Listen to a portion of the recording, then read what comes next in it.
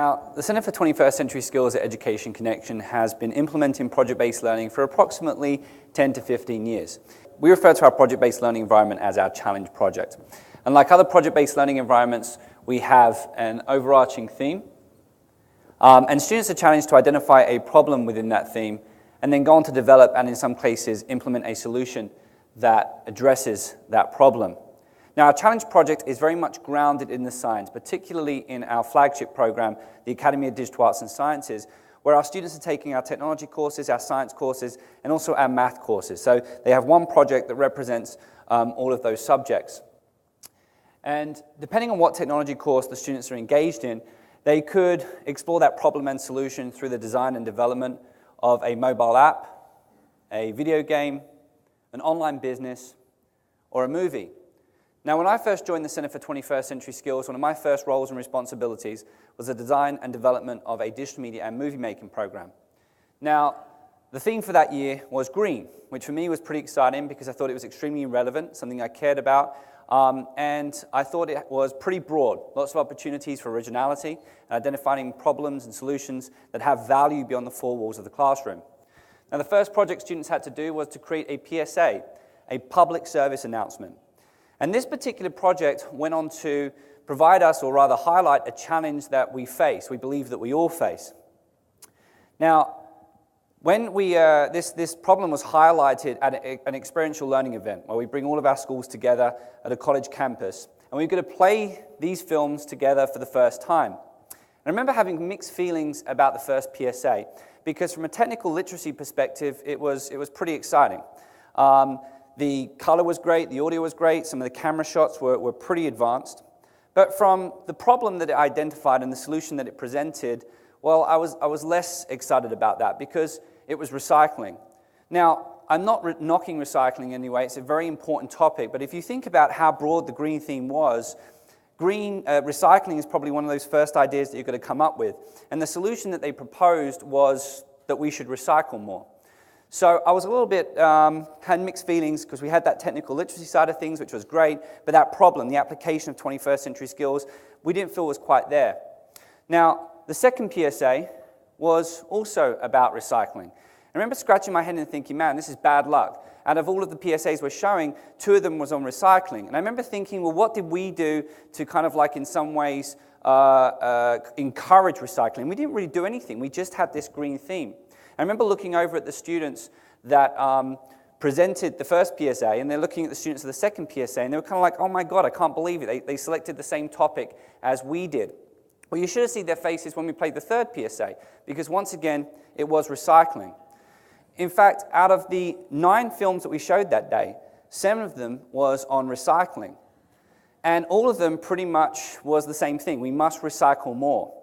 So we can very much go into a conversation about ideation, problem solving, creative thinking, and these are things that we greatly value at the Center for 21st Century Skills, and they're definitely things that we've looked at. But we actually think that this highlights a bigger problem, a problem that perhaps exists in our education culture in schools, and that is, to a certain extent, students are pretty content with the obvious. They're pretty content with the minimum requirements in order to get that wanted grade. And so one of the things that we've decided to do at the Center for 21st Century Skills is really begin to explore how we can challenge students to go beyond the expectations that we set them. So what exactly do we mean by culture? Well, Malcolm Gladwell references outliers, and creative theorist E. Paul Torrance talks about the beyonders. Both groups of highly motivated and passionate individuals that continuously exceed expectations. Now for us, we want that culture to be our students. We want our students to be motivated and be the driving force to produce work that even they don't realize that they can complete in their challenge-based projects. Joseph Renzulli, a professor at the University of Connecticut, states it best. He says, we revert to the 1 or 2 examples over and over. But what if we were to be able to talk about 100 Steve Jobs or 100 Bill Gates, 100 Steven Spielbergs? Imagine how much more we could develop, how much more we could produce and create as a society and as our culture. So we work with about 40 different high schools throughout the state of Connecticut. And at the end of the year, we have a Student Innovation Expo where students come together and they showcase all of their work that they've done throughout the year. And you can walk through the expo and see some really great projects. And usually you can pick out one, maybe two that have exceeded expectations. They've gone beyond the obvious. They've immersed themselves in their research and development through their challenge projects. And these really, they're more than an A. They deserve to be recognized. Walking through Expo, you can also find many more projects, probably 20 or so, that have identified exactly what needs to be done. So they pick out the most important parts, and they do a great job. But they don't really put more effort in. They do just the required to have an exceptional project for Expo.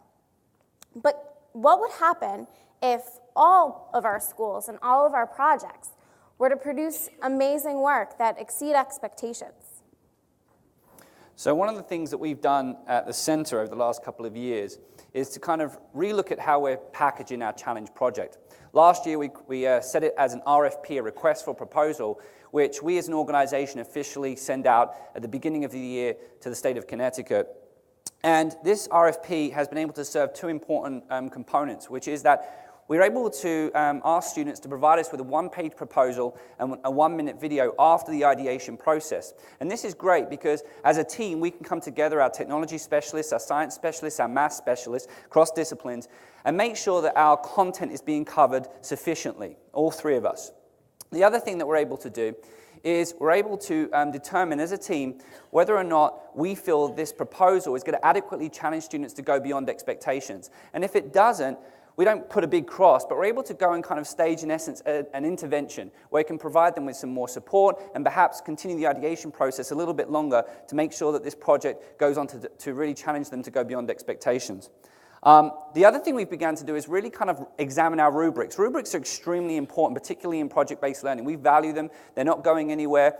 But you have to be very careful with rubrics. If you look at that top column, the one that references above expectations, the one with the highest score, that tends to be the one that both teachers and students really focus on. They don't worry about all the other content. That's just noise. So in that top column, we need to make sure that the wording of it doesn't predetermine the outcome too much. We've got to make sure that it doesn't kind of suggest this is all you can do. Sure, we want to make sure that our content's covered. We want to make sure that some of the basics and the soft skills are being used. We want to make sure that there's opportunities for students to go above the expectations that we're providing them in the rubric, things that we haven't imagined yet. And then we've also begun to look at ways that we can reward students that do go above and beyond the content that's in the rubric. So this year we introduced the Director's Award, which is designed specifically to recognize that. So most importantly, we think that the process of completing these challenge projects is the most important. It's not so much the rubrics or the assessments, it's how you get to the final outcome.